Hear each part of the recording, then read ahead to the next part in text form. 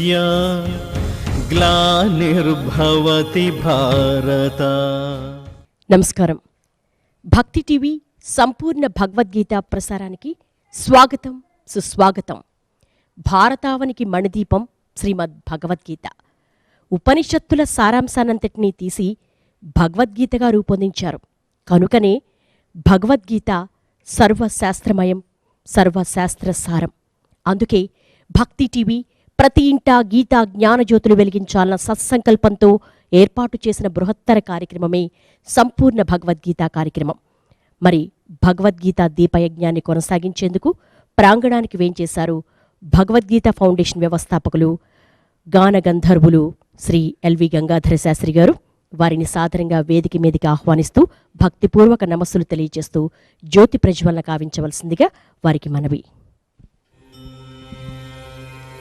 కృష్ణం వందే జగద్గురుం, కృష్ణం వందే జగద్గురుం, కృష్ణం వందే జగద్గురుం, కృష్ణం వందే జగద్గురుం, కృష్ణం వందే జగద్గురుం, కృష్ణం వందే జగద్గురుం, కృష్ణం వందే జగద్గురుం. శ్రీమద్ భగవద్గీత గ్రంథరాజంలోని అద్భుత శ్లోకాలను తాత్పర్య సహితంగా మనందరికీ అందించవలసిందిగా గంగాధర శాస్త్రి గారికి సవినయపూర్వక మనవి. కృష్ణం వందే జగద్గురుం, కృష్ణం వందే జగద్గురుం, కృష్ణం వందే జగద్గురుం, కృష్ణం వందే జగద్గురుం, కృష్ణం వందే జగద్గురుం. కృష్ణం వందే జగద్గురుం. జై శ్రీకృష్ణ. జై శ్రీకృష్ణ. ప్రపంచవ్యాప్తంగా భక్తి టీవీని వీక్షిస్తున్న భగవద్గీత సాధకులకు భక్తి టీవీ తరఫున భగవద్గీత ఫౌండేషన్ వ్యవస్థాపకుడిగా మీ గంగాధర శాస్త్రి వినయపూర్వక నమస్కారాలతో సాదర స్వాగతం. ఈరోజు 15వ అధ్యాయం అయిన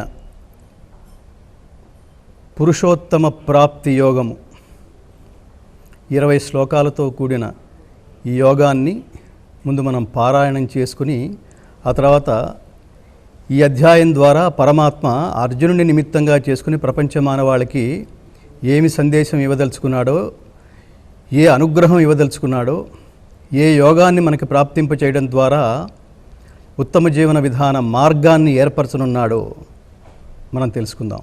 ముందు పారాయణం. ఓం శ్రీ పరమాత్మనే నమః. ఓం శ్రీ పరమాత్మనే నమః. శ్రీమద్భగవద్గీత శ్రీమద్భగవద్గీత అథ పంచదశోऽధ్యాయః. అథ పంచదశోऽధ్యాయః. పురుషోత్తమ ప్రాప్తి యోగః. పురుషోత్తమ ప్రాప్తి యోగః. శ్రీ భగవాన్ ఉవాచ. శ్రీ భగవాన్ ఉవాచ. ఊర్ధ్వమూలమధశాఖం ఊర్ధ్వమూలమధశాఖం అశ్వత్థం ప్రాహురవ్యయం. అశ్వత్థం ప్రాహురవ్యయం. ఛందాంసి యస్య పర్ణాని. ఛందాంసి యస్య పర్ణాని. యస్తం వేద స వేదవిత్. యస్తం వేద స వేదవిత్. అధశ్చోర్ధ్వం ప్రసృతాస్తస్య శాఖాః. అధశ్చోర్ధ్వం ప్రసృతాస్తస్య శాఖాః. గుణప్రవృద్ధా విషయప్రవాలాః. గుణప్రవృద్ధా విషయప్రవాలాః. అధశ్చ మూలాన్యనుసంతతాని.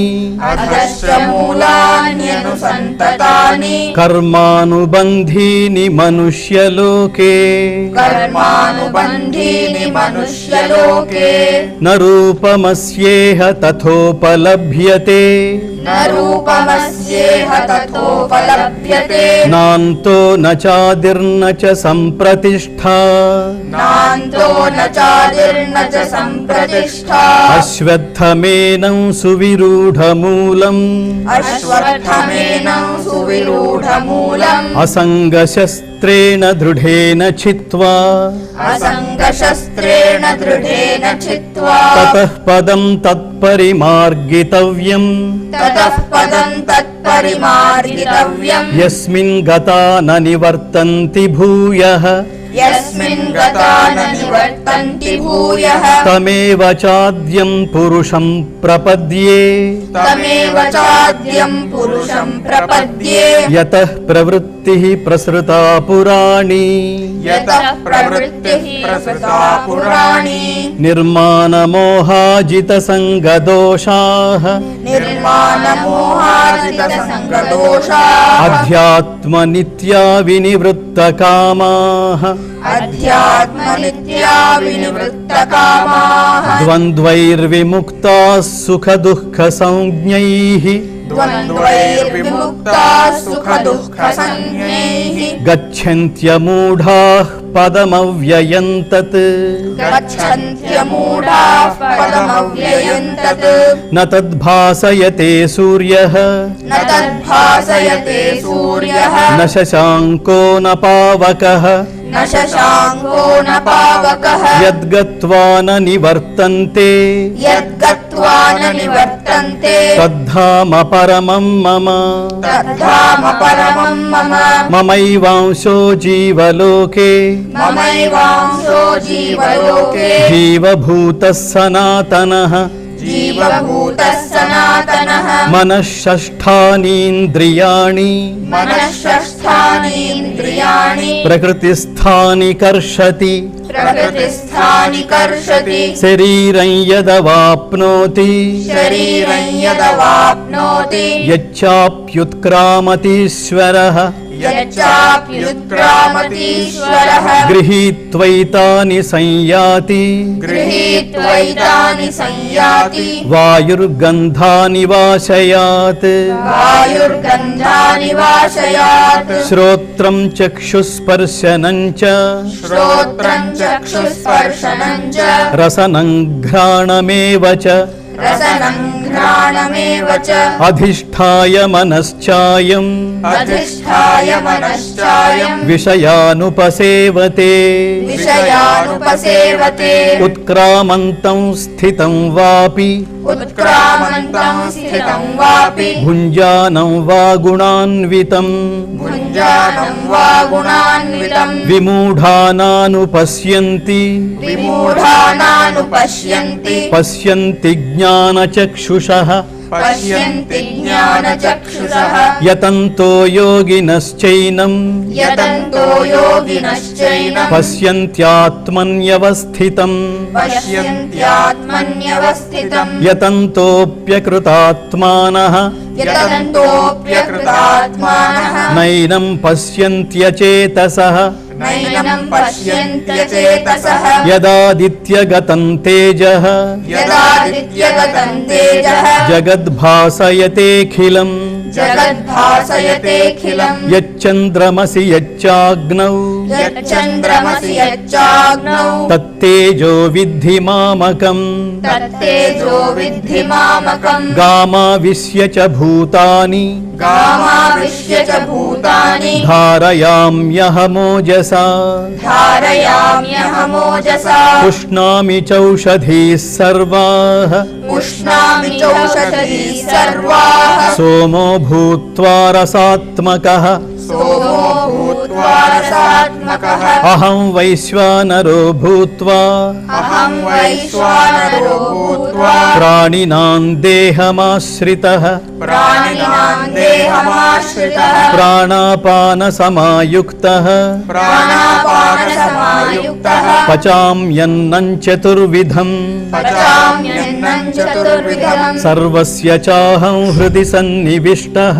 सर्वस्य चाहं हृदि सन्निविष्टः मत्तस्मृतिर्ज्ञानमपोहनं च मत्तस्मृतिर्ज्ञानमपोहनं च वेदैश्च सर्वैरहमेव वेद्यः वेदैश्च सर्वैरहमेव वेद्यः वेदान्तकृद्वेदविदेव चाहम् वेदान्तकृद्वेदविदेव चाहम् द्वाविमौ पुरुषौ लोके द्वाविमौ पुरुषौ लोके क्षरश्चाक्षर एव च क्षरश्चाक्षर एव च क्षरः सर्वाणि भूतानि क्षरः सर्वाणि भूतानि कूटस्थोऽक्षर उच्यते कूटस्थोऽक्षर उच्यते उत्तमः पुरुषस्त्वन्यः उत्तमः पुरुषस्त्वन्यः परमात्मेत्युदाहृतः परमात्मेत्युदाहृतः यो लोकत्रयमाविश्य यो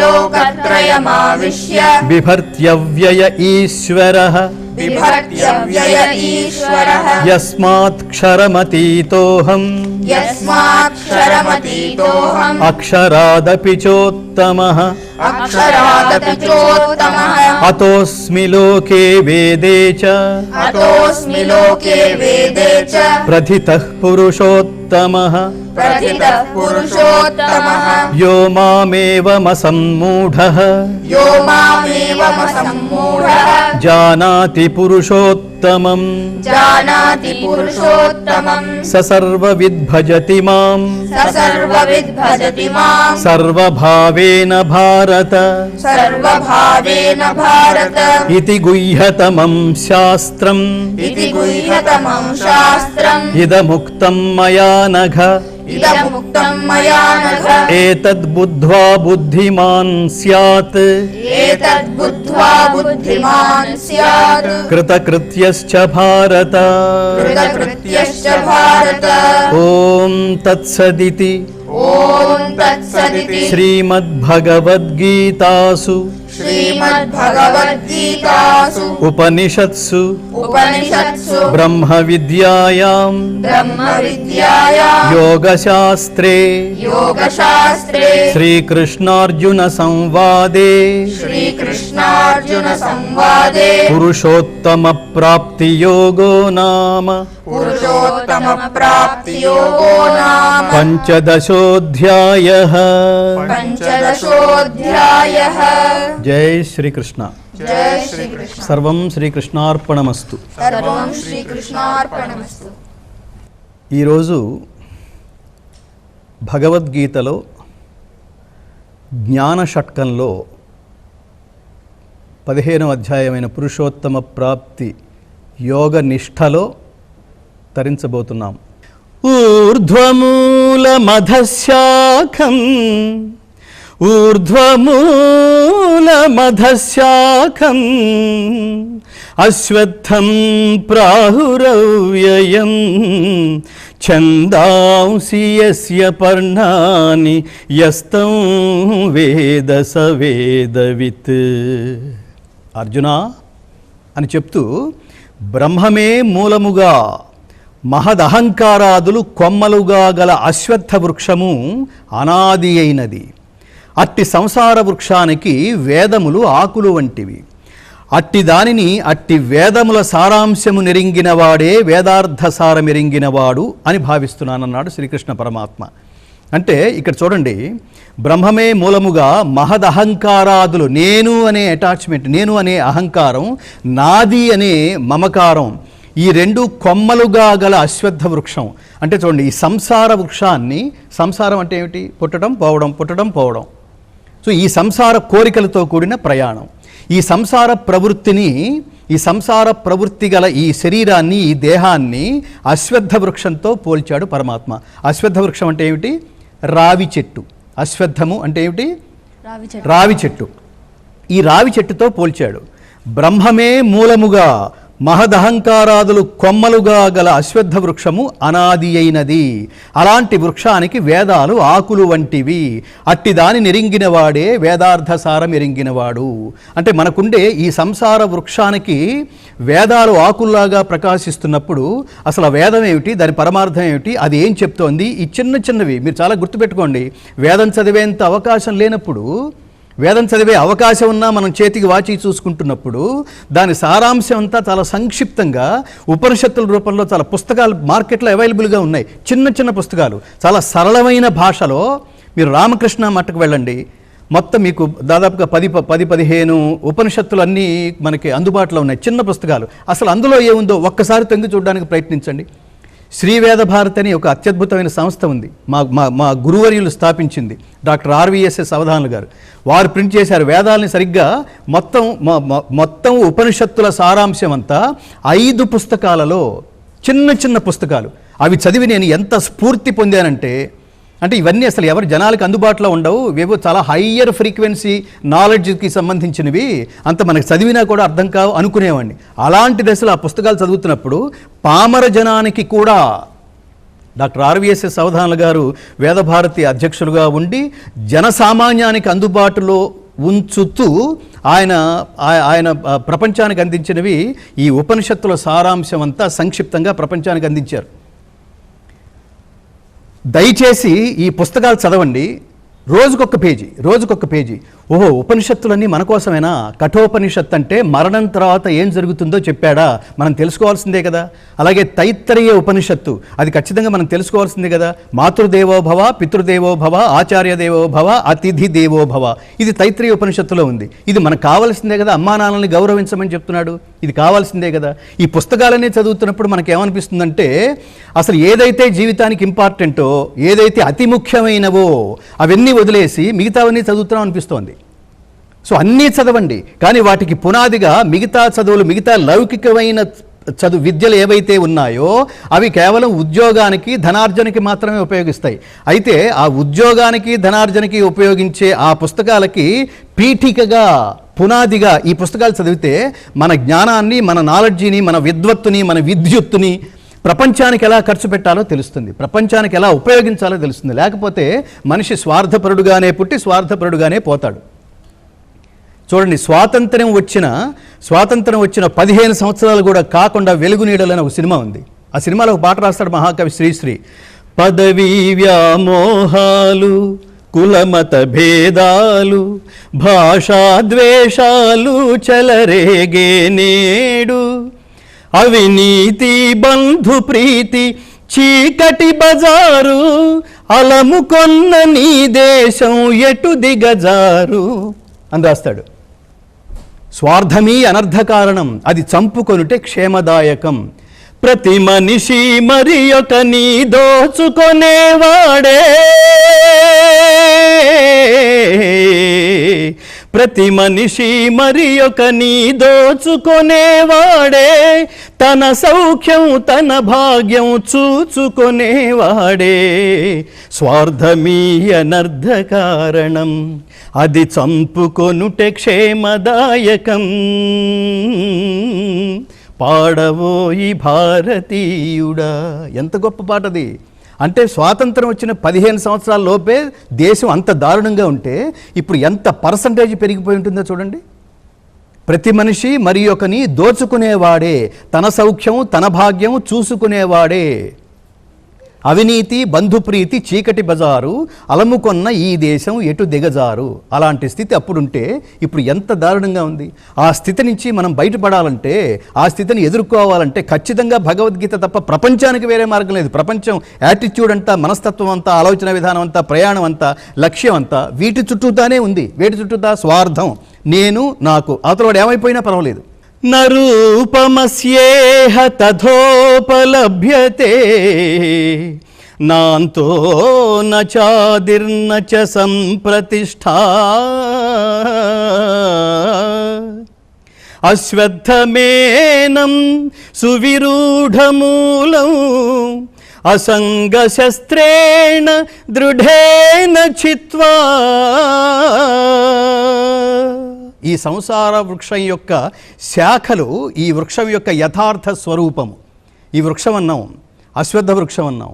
పైన కొమ్మలు కింద వేళ్ళు ఉండవలసిన ఈ వృక్షం పైన వేళ్లతో ప్రారంభమై మూలం పరమాత్ముడై ప్రారంభమై దాన్ని వేళ్లంతా అధోముఖంగా వ్యాపించి ప్రపంచమంతా మానవ రూపంలో ప్రాణికోటి రూపంలో విస్తరించబడి ఉన్నదని చెప్తున్న నేపథ్యంలో దీని యథార్థ స్వరూపం ఏమిటో మన బుద్ధికి గోచరించదు అని చెప్తున్నాడు.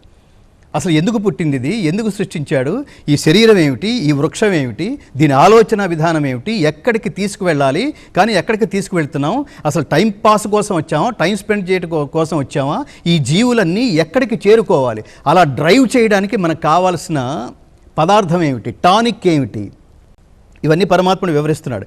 దీని ఆది మధ్యాంతాలు తెలుసుకోవడం అసాధ్యము. దీని బహు దృఢమైన వ్రేళ్ళు గల, అంటే మనకుండే ఈ పూర్వం అధ్యాయంలో చెప్పాడు చూడండి, సత్వరజస్తమో గుణాలు, వాటిని ప్రతి ఒక్క వ్యక్తిలోనే ఉంటాయి. గుర్తుపెట్టుకోండి మిత్రులారు, ప్రతి ఒక్కడు సమయానుకూలంగా సాత్వికంగా ప్రవర్తిస్తాడు, రాజసికంగా ప్రవర్తిస్తాడు, అహంకారంగా. ఎక్కడ కొంచెం తేడా వస్తే మనకు చాలా కోపం వస్తుంది, అది రాజసం. తామసం, ఏంట్రా ఇంతటి వాడివి ఇప్పుడేంటి ఇలా మాట్లాడుతున్నావు ఏమిటి, దీన్ని తామసం అంటాం, అజ్ఞానం అంటాం, మోహం అంటాం. అర్జునుడు కూడా అప్పుడు అలాగే ప్రవర్తించాడు. ఇంత తెలిసిన వాడివి ఇదేంటి, ఒక్కసారి వీళ్ళందరినీ యుద్ధం చేయనన్నావేంటి, ధర్మాన్ని స్థాపించనన్నావేమిటి, భిక్షం ఎత్తుకుని బతకడం అయినా మేలనిపిస్తోంది అంటున్నావేమిటి, వీళ్ళని యుద్ధం చేస్తానని కదా నువ్వు బయలుదేరింది అని తన స్వాభావిక ప్రవృత్తిని పునరుద్ధరింపజేసే ప్రయత్నం మళ్ళీ ఇంకొకసారి పాఠం చెప్పడం ద్వారా ప్రయత్నించాడు కృష్ణ పరమాత్మ. కాబట్టి బహు దృఢమైన వ్రేళ్ళు గల ఈ వృక్షాన్ని వైరాగ్యమనడి ఆయుధముచే ఖండించవలెను. ఎంత గొప్ప మాట అన్నాడు చూడండి. ఇలా ఉన్నప్పుడు వైరాగ్యం అంటే ఇంతకుముందు చెప్పాడు చూడండి, అభ్యాసేనతు కౌంతేయ వైరాగ్యేణ చ గృహ్యతే. అభ్యాస అంటే ఎలా దీన్ని కంట్రోల్ చేసుకోవటం ఎట్లా, మనకున్న అహంకారం ఉంది, కంట్రోల్ చేసుకోవటం ఎట్లా, కోపం ఉంది, కంట్రోల్ చేసుకోవటం ఎట్లా, ఇంకా అరిషడ్ వర్గాలు ఉన్నాయి, కంట్రోల్ చేసుకోవటం ఎట్లా అంటే అభ్యాసము వైరాగ్యము. వీటిని ఏమంటారు, దుస్సాధ్యం అంటలేదు, అది సాధ్యమే. కాకపోతే ఏమిటంటే ప్రతిరోజు అలా వచ్చిందా, ఇప్పుడు నేను కంట్రోల్ చేసుకుంటా, వాడు ఏమైనా అన్ని నేనేం మాట్లాడను, ఇది ప్రాక్టీస్. కాబట్టి ఈ దృఢమైన వ్రేళ్ళు గల ఈ సంసార వృక్షాన్ని వైరాగ్యమనడి ఆయుధముచే ఖండించవలెను. మనలో ఉన్న ఎమోషన్స్ని వైరాగ్యమనడి ఆయుధంతో, వైరాగ్యం అంటే ఏమిటి, ఏదైతే అశాశ్వతమో వాటి పట్ల వైరాగ్యం కలిగి ఉండటం, ఏదైతే నీకు హాని చేస్తోందో వాటి పట్ల వైరాగ్య భావనతో కలిగి ఉండటం. ఇది కూడా మనం నిరంతరాభ్యాసము వలన, రెగ్యులర్ ప్రాక్టీస్ వలన మాత్రమే సాధ్యమని చెప్తున్నాడు. మరో మాట అన్నాడు, తతః పదం తత్పరిమార్గితవ్యం యస్మిన్ గతా న నివర్తంతి భూయః తమేవ చాద్యం పురుషం ప్రపద్యే యతః ప్రవృత్తిః ప్రసృతా పురాణీ.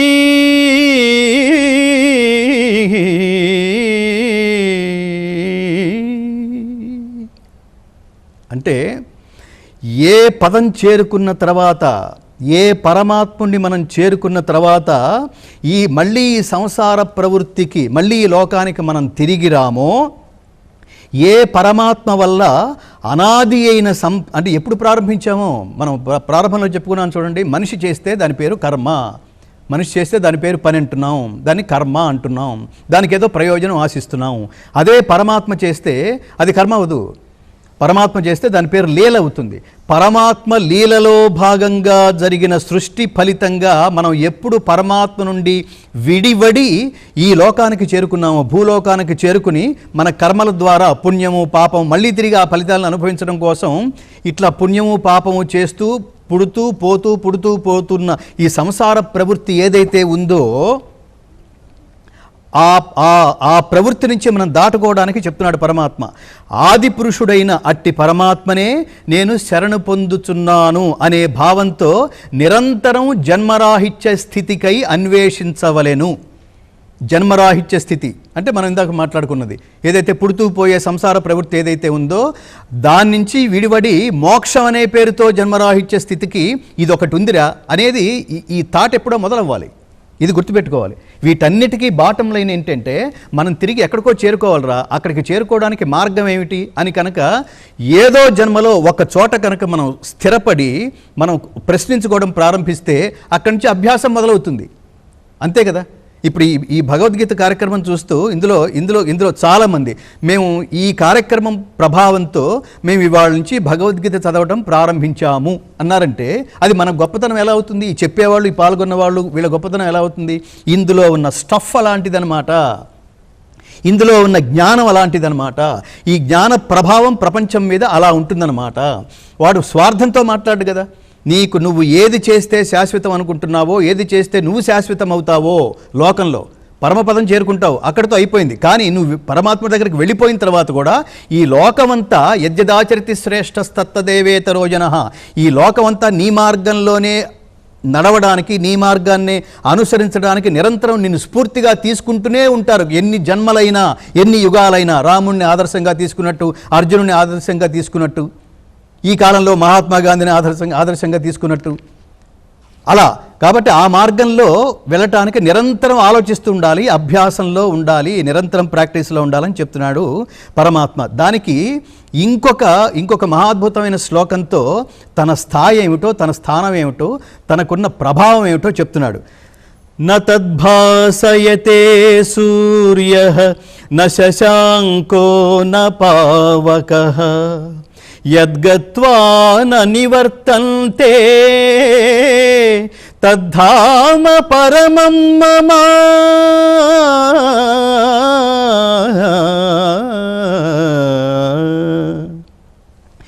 ఏ పదమును సూర్యుడు ప్రకాశింపచేయజాలడో, ఏ పదమును చంద్రుడు ప్రకాశింపచేయజాలడో, అగ్ని ప్రకాశింపచేయజాలడో, దేనిని చేరిన వారు పునర్జన్మమును పొందరో అది ఏ నా పరమ పదము అన్నాడు. అంటే పరమాత్ముడు ఇందాక విశ్వరూపం చూపిస్తున్నప్పుడు 11వ అధ్యాయంలో అన్నాను చూడండి, దివి సూర్య సహస్రస్య భవేత్ యుగపదుద్ధిత యదిభా సదృశీ సాస్యాత్ భాసస్తస్య మహాత్మనః.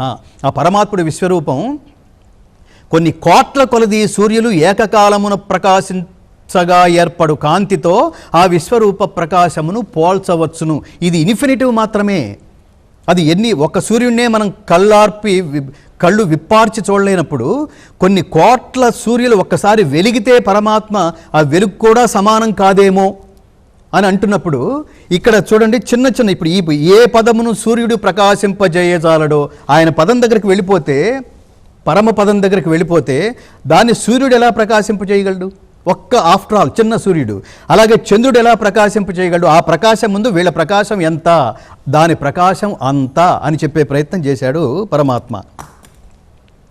మమైవాంశో జీవలోకే జీవభూతః సనాతనః మనఃషష్ఠానీంద్రియాణి ప్రకృతిస్థాని కర్షతి. అర్జున, అనాది అయిన నా అంశమే మమైవాంశో జీవలోకే, జీవలోకమునందు జీవుడై ప్రకృతి యందున్న ఇంద్రియములను, అంటే దీని అర్థం ఏంటంటే పరమాత్మ ఏమని చెప్తున్నాడు, నా సృష్టిలో భాగంగా మీరు ఉద్భవించారా, నా నుంచే మీరు ఉద్భవించారు. నా నుంచి మీరు ఉద్భవించారంటే నా ధర్మం మీలో అంతో ఇంతో ఉంటుంది కదా డెఫినెట్గా. అయితే ఆ ధర్మాన్ని మసిపూసి మారేడికాయ చేసి ఇలా కాలుతో తొక్కి, చేతితో తొక్కి దాన్ని పక్కకు తీసి, ఎందుకురా అజ్ఞానంలో పడి, ఎందుకురా మోహంలో పడి, ఎందుకురా సత్వరజస్తమో గుణాల్లో తమో గుణానికే హెడ్డింగ్ పెట్టి నన్ను వదిలేసి నన్ను మర్చిపోయి స్వార్థంతో తిరుగుతున్నారు ఎందుకురా అని చెప్తున్నాడు పరమాత్మ. అసలు ఎంత గొప్ప సందేశం అది. కాబట్టి నా అంశమే జీవలోకమునందు జీవుడై ప్రకృతి యందున్న ఇంద్రియములను మనస్సును ఆకర్షించుచున్నది. శ్రోత్రం చక్షుస్పర్శనం చ రసనం ఘ్రాణమేవ చ అధిష్టాయ మనశ్చాయం విషయానుపసేవతే.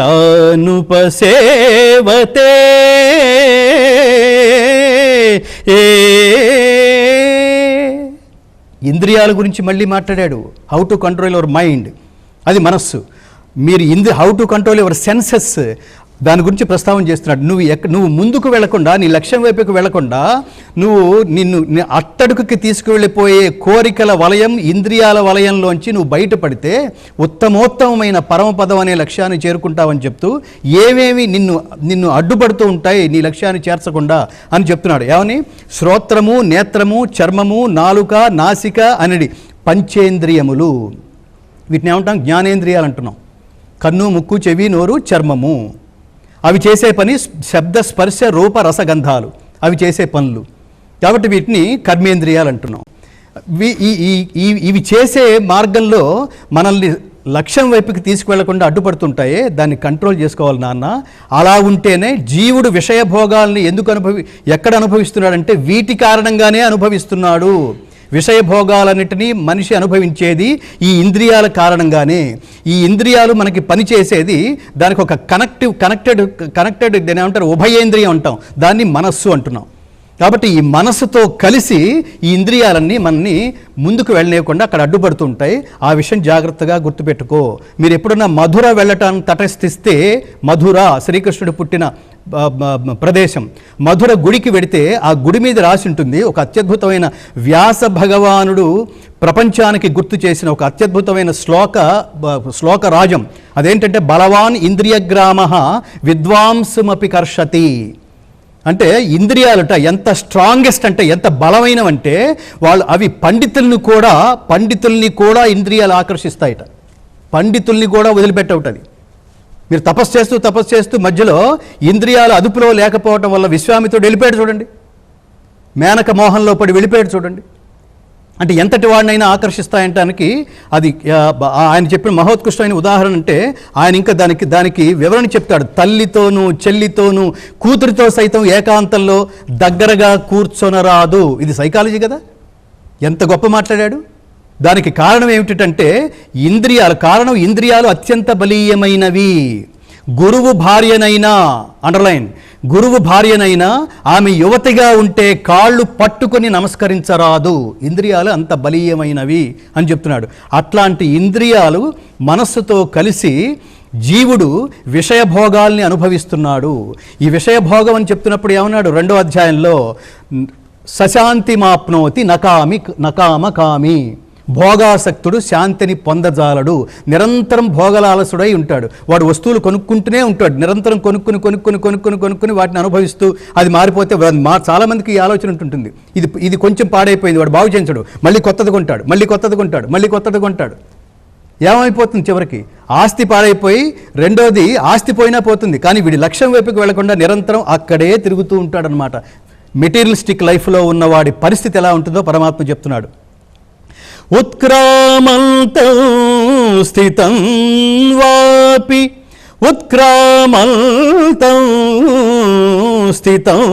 వాపి భుంజానం వా గుణాన్వితం విమూఢానాను పశ్యంతి జ్ఞానచక్షుషః. అర్జున, జీవుడు దేహమునందు ఉన్నప్పుడును, దేహత్యాగము చేయునప్పుడును, విషయములను అనుభవించుచున్నప్పుడును, గుణములతో కూడి ఉన్నప్పుడును అజ్ఞానులు తెలిసికొనజాలరు.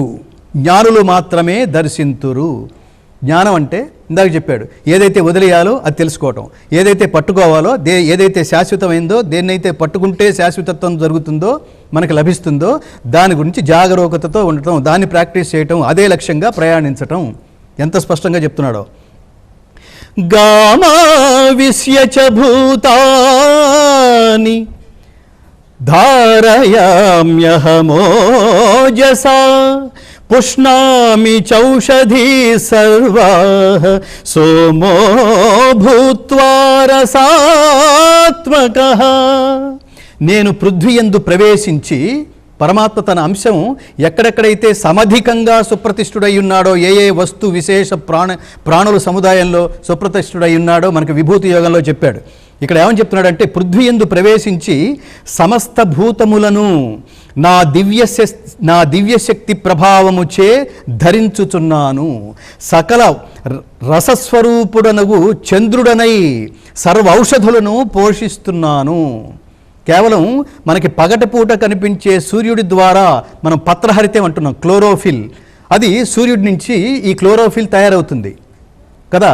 కానీ రాత్రిపూట ప్రకాశించే చంద్రుడి వల్ల ఆ వృక్షాలలో ఔషధ గుణాలు అభివృద్ధి అవుతాయిట.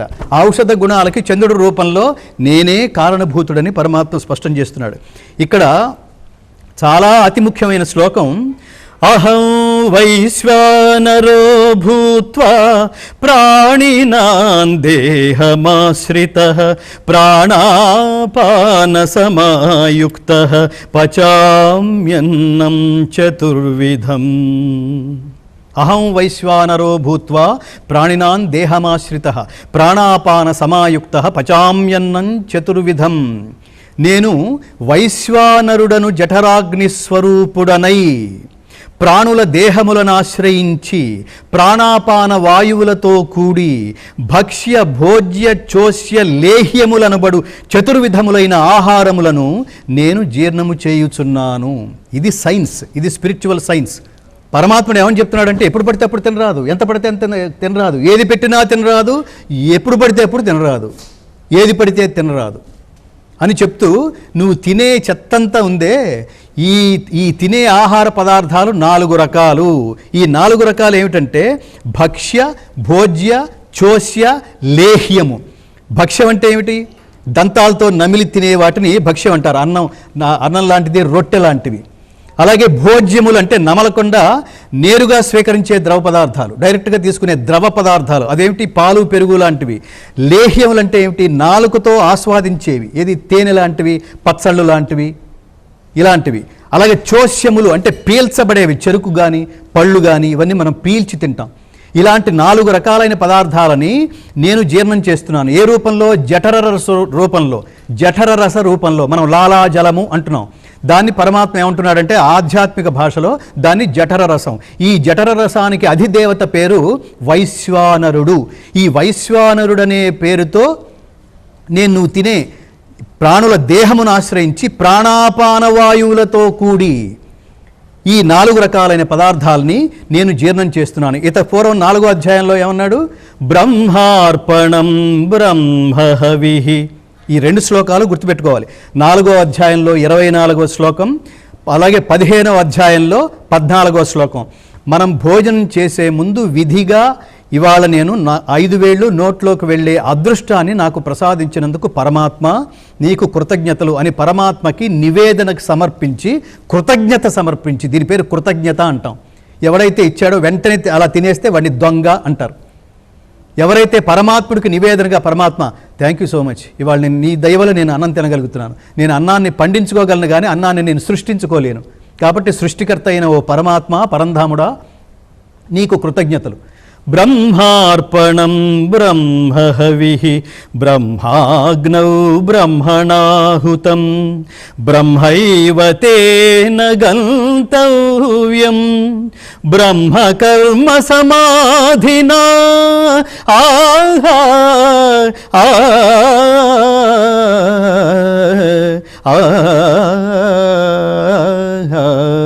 యజ్ఞపాత్రము బ్రహ్మము, హోమద్రవ్యము బ్రహ్మము, అగ్ని బ్రహ్మము, హోమము చేయువాడు బ్రహ్మము, బ్రహ్మ కర్మ సమాధి చేత పొందనగు ఫలము కూడా బ్రహ్మమనియే తలంచవలైన. సృష్టిలో ప్రతి వస్తు విశేషము పరబ్రహ్మ స్వరూపమే అని చెప్తున్నాడు. కాబట్టి ఆయనకి నివాళులర్పించి, ఆయనకి కృతజ్ఞతలు తెలియజేసి, ఆయనకి నైవేద్యం సమర్పించి మనం ఇవి తినాలని ప్రత్యేకంగా చెప్తోంది.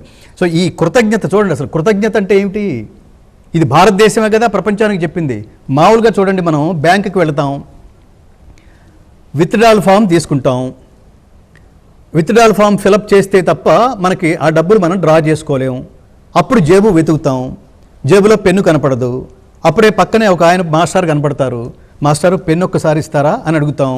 ఆయన పెన్ను ఇస్తాడు. ఈ పెన్నుతో అప్లికేషన్ ఫామ్ ఫిలప్ చేసి ఆ పెన్ను తిరిగి ఆయనకి ఇస్తూ థ్యాంక్స్ మాస్టారు, థ్యాంక్స్ థ్యాంక్స్ థ్యాంక్స్ అని 25 సార్లు థ్యాంక్స్ చెప్తాం. ఏమిటి ఈ ప్రాసెస్లో? ఆఫ్టర్ ఆల్ 1 నిమిషం పెన్నిచ్చిన మాస్టార్కే 25 సార్లు కృతజ్ఞత చెప్తే 100 ఏళ్ళు అత్యద్భుతమైన జీవితాన్నిచ్చి జంతువునాం నరజన్మ దుర్లభం అంటే పరమాత్ముడు ఉనికిని గుర్తించి గ్రహించి మోక్షపదం పేరుతో ఆయన్ని చేరే అదృష్టం, చేరే అవకాశం, చేరే జ్ఞానం మనిషి ఒక్కడికే ఇస్తే రోజుకి అలా ఇచ్చిన వాడిని రోజుకి ఎన్నిసార్లు కృతజ్ఞత పేరుతో తలుచుకుంటున్నాం, ఇది గుర్తుపెట్టుకోవాలి. పెన్నిచ్చిన వాడికి థ్యాంక్స్ చెప్తే ఇంత ఉత్కృష్టమైన జన్మనిచ్చిన వాడికి, ఇంత ఆనందం ఇచ్చిన వాడికి ఎన్నిసార్లు రోజుకి థ్యాంక్స్ చెప్తున్నాం, ఎన్నిసార్లు గుర్తు చేసుకుంటున్నాం? చెప్పాలి కదా. ఎప్పుడు చెప్పాలి? ఇప్పుడు చెప్పాలి. ఎప్పుడు? భోజనం చేసే ముందు చెప్పాలి. ఎందుకంటే నీ సర్వశక్తులకి కారణం అదే కాబట్టి. నువ్వు మాట్లాడుతున్నా, రాస్తున్నా, పరీక్ష రాసినా, అచీవ్ చేసినా, ఎక్కడన్నా ఎవరన్నా నిన్ను ప్రశంసించినా, నువ్వు చేసే ప్రతి కర్మకి ఆయన ఇచ్చిన శక్తే కారణం. కాబట్టి ఇన్ని శక్తులకి ప్రధానమైన కారణమైన ఆహారం మనం తింటున్నప్పుడు పరమాత్మకి కృతజ్ఞత చెప్పి తీరాలి. ఈ కృతజ్ఞతల్లో మళ్ళీ ఋషి రుణం, పితృరుణం, దేవరుణం ఈ మూడు తీర్చుకోకుండా వెళ్ళకూడదు. ఋషి రుణం ఎలా తీరుతుంది? బ్రహ్మచర్యాన్ని అవలంబించడం ద్వారా. బ్రహ్మం అంటే ఏమిటి? పరమాత్మకి సంబంధించిన విద్య పేరే బ్రహ్మం తప్ప మామూలుగా మన పుస్తకాల్లో ఉండేది లౌకికంగా మనం ఉద్యోగం సంపాదించి డబ్బు సంపాదించడం కోసం మాత్రమే. కాబట్టి ఋషి రుణం తీర్చుకోవడం, బ్రహ్మచర్యాన్ని ఆచరించడం ద్వారా, అంటే పరమోత్కృష్టమైన బ్రహ్మ విద్య నేర్చుకోవడం ద్వారా, అలాగే పితృరుణం తీర్చుకోవాల్సిందే. ఎలా? సంతానాన్ని అభివృద్ధి చేయడం ద్వారా. ఎలాంటి సంతానం? సంస్కారవంతమైన సంతానం. అంటే ప్రపంచానికి తిరిగి ఇచ్చే ఆలోచన ఎవరికైతే ఉంటుందో అలాంటి సంస్కారం ఉన్న సంతానాన్ని, దేశభక్తులైన సంతానాన్ని వృద్ధి చేయడం ద్వారా, అలాగే దేవరుణం, యజ్ఞాల్ని ఆచరించడం ద్వారా ఈ మూడు రకాలైన రుణాలు తీర్చుకోకుండా జీవితం చాలించకూడదని భగవద్గీత స్పష్టంగా చెప్తుంది. కాబట్టే ఇట్లాంటి కృతజ్ఞతలు చెప్పిన వాళ్ళే స్వాతంత్రం ఇవ్వడం ద్వారా మహాత్మా గాంధీ, ప్రాణత్యాగం ద్వారా, అదే స్వాతంత్రం కోసం ప్రాణత్యాగం ద్వారా అల్లూరి సీతారామరాజు, అలాగే రోడ్డు పక్కన చెట్లు నాటడం ద్వారా, చూడండి చిన్న పని, స్వల్పమప్యస్య ధర్మస్య త్రాయతే మహతో భయాత్. రోడ్డు పక్కన ఆ చెట్లని ఆయన ఆనందిస్తాడనేనా? ఆ చెట్లు పెరిగేంత వరకు ఆయన ఉంటాడనేనా? అశోకుడు రోడ్ల పక్కన చెట్లు నాటెను. ఆ చెట్లంతా ఆయన చూస్తున్నాడో లేదో తెలియదు, కానీ ఐడియాలజీ ఎంత గొప్పది.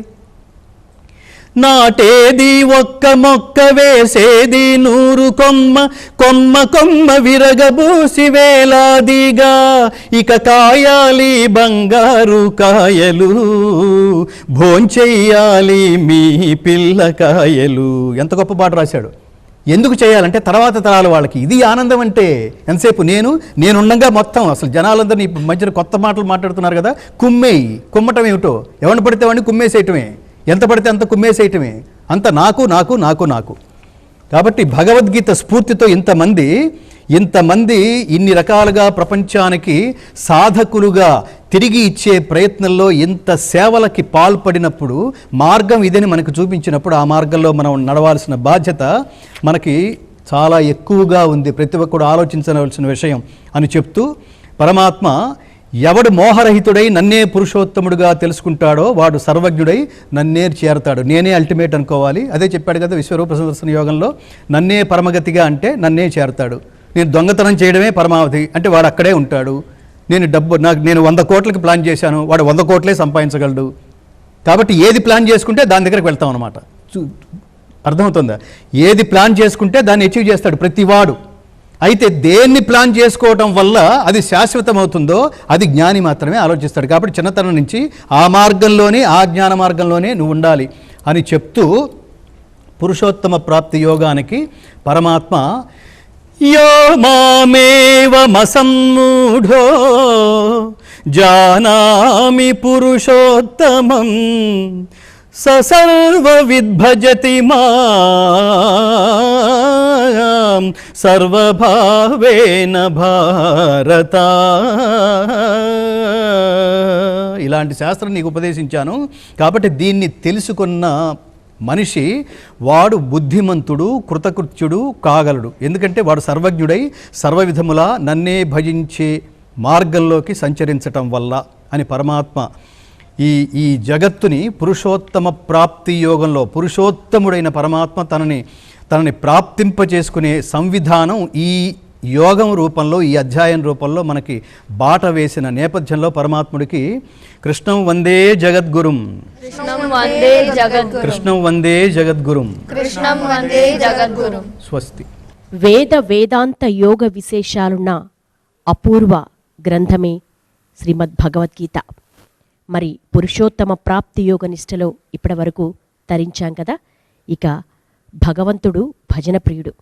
గంగాధర శాస్త్రి గారికి ఈ వేదిక ద్వారా ధన్యవాదాలు తెలియజేస్తూ చిన్న కృష్ణ భజన నిర్వహించవలసిందిగా వారికి మనవి. సర్వోపనిషదో గావో దోగ్ధా గోపాలనందనః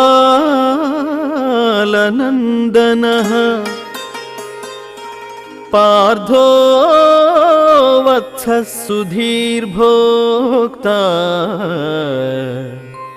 దుగ్ధం గీతామృతం మహత్ దుగ్ధం గీతామృతం మహత్. ఉపనిషత్తులన్నీయు గోవులు. గోపాలనందనుడగు శ్రీకృష్ణ పరమాత్మ పాలు పితుకువాడు. అర్జునుడు లేగదూడ. మహత్తరమగు గీతామృతము పాలు. సద్బుద్ధి గల జిజ్ఞాసువులే ఆ పాలను త్రాగువారు.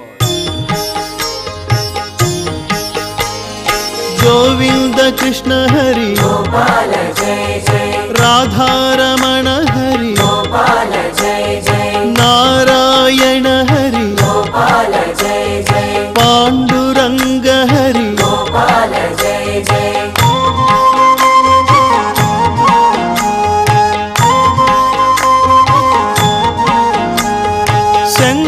చక్రధర జై ఆశ్రిత వత్సల జై ద్వారకాధిపతి జై విశ్వమంగళ విభో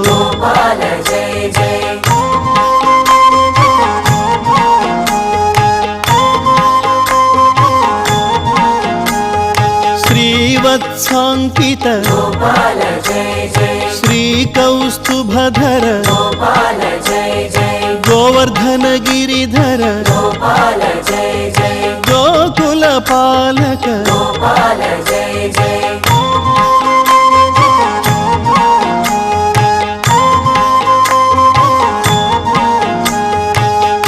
కంసదర్పహరి జై కాళీయ మర్దన జై దుష్ట శిక్షణ హరి జై భవ భయ భంజన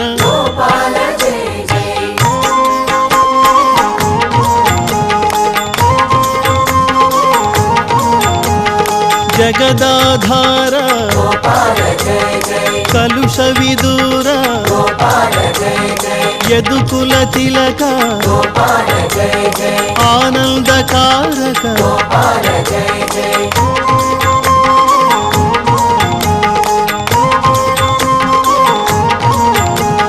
నవనీత చోరా జై వేణుగాన ప్రియ జై పురాణ పురుష జై ముని జన సన్నుత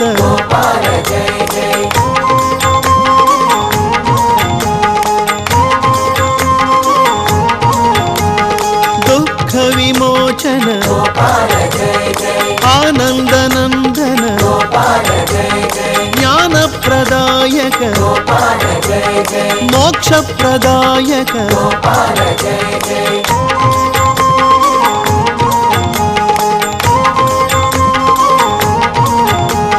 దేవకి ప్రియ సుత జై యశోదనందన జై వసుదేవ ప్రియ జై సుందర సుమధుర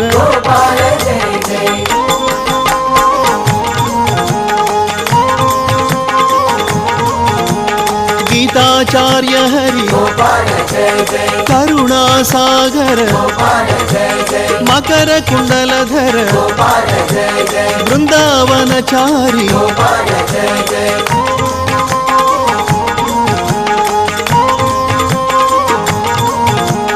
రుక్మిణీ వల్లభ జై సత్యభామా ప్రియ జై గోపీ జనహిత జై పతిత పవన హరి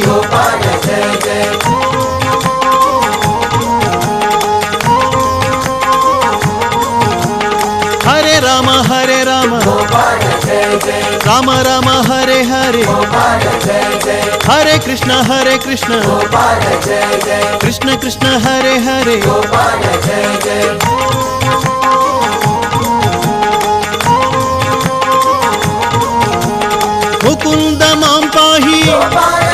జై గోవింద మాం పాహి జై మురారి మాం పాహి జై మాధవ మాం పాహి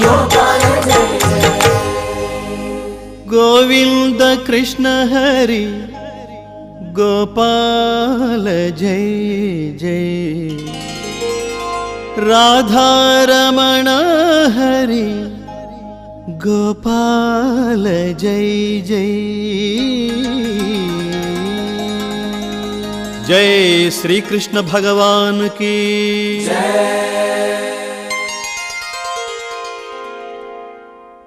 గీత నేర్చుకుందాం, రాత మార్చుకుందాం, ఇంటింటా గీతా జ్యోతుల్ని వెలిగిద్దాం, సనాతన ధర్మ జ్యోతులై ప్రకాశిద్దాం. భారత్ మాతాకి జై శ్రీకృష్ణ. జై శ్రీకృష్ణ. స్వస్తి. హైందవ ధర్మానికి మూలాధారమే శ్రీమద్ భగవద్గీత.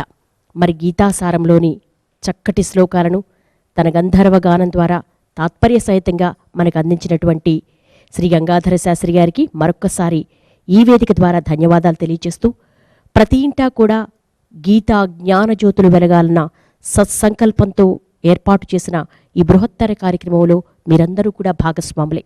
మరి ఇది ఈనాటి